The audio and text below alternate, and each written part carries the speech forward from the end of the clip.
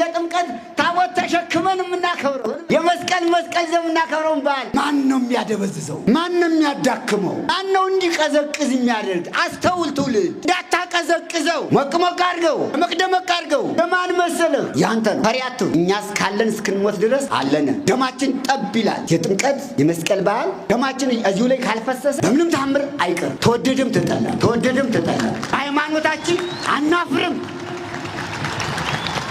በሃይማኖታችን ወደ ኋላ አንልም። አሁንም ጀምሮ አንገቴን ተጣጣ ነምታ አይዞ ካከበርከው ትከብራለህ። ከፈራ ፈሪ እኮ አያመልጥም። ጠንቀቅ። ሃይማኖት እስከዚህ ድረስ ናት። ሃይማኖት እስከዚህ ድረስ ስለሆነች በምንም ታምር ወደ ኋላ አይባልም። ጥምቀትን የመስቀልን በዓል አደራ ጠብቁ። በዓላችሁ ይችናል። አይ ሰው ሞኙ አያሌው ሞኙ ሰው አማኙ ይላል ያገሬ ሰው። አሁን በሰማይ ያለውን ባንዲራ ማን ይጠቀልልናል ብለው ነው ይሄ አያስፈልግም የሚሉ አንዳንዶች ያልገባቸው። ከደመናው ላይ የሚቀረጸውን እስቲ ማን ነው የሚያወርደው? እዚህስ ሊያወርደው ይችላል። መሰላል ሊያወርደው ይችላል። የሰማዩን ባንዲራ በምን መሰላል ያወርደው ይሆን?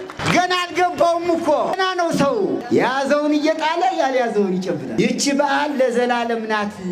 አትርሷት። ከነጠቅ በኋላ መመለሻ የለም። ተጠንቀቅ። ሁለቱን የጥምቀትና የመስቀልን ደመራ በዓል አደባባይ አላከበር ነው። ይህን ድል ተጠቀምበት። ወደ ኋላ አትበል፣ አትሽሽ። ማን ልትሰጠው ነው በዓሉን?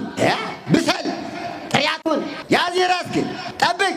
አንተ ካልጠበቀው ማን ሊጠብቅልህ ነው? ረከብ ያንተ ነው። ዳር ተመልካቻቱን መስቀሉ ያንተ ነው። ጥምቀቱ ያንተ ነው። በዓልህ ነው። እግዚአብሔር ይመስገን። መሀል ላይ የሚለጠፍ ነበር፣ የለም። ይህን የተለጠፈውን አንሳ። አሁን ብዙ ባንዲራ ምክንያቱም ስለ ባንዲራው አላፍርም። ኢትዮጵያና ኦርቶዶክስ ተዋሕዶ ሃይማኖት እኮ መስቀልና ማተብ ናቸው።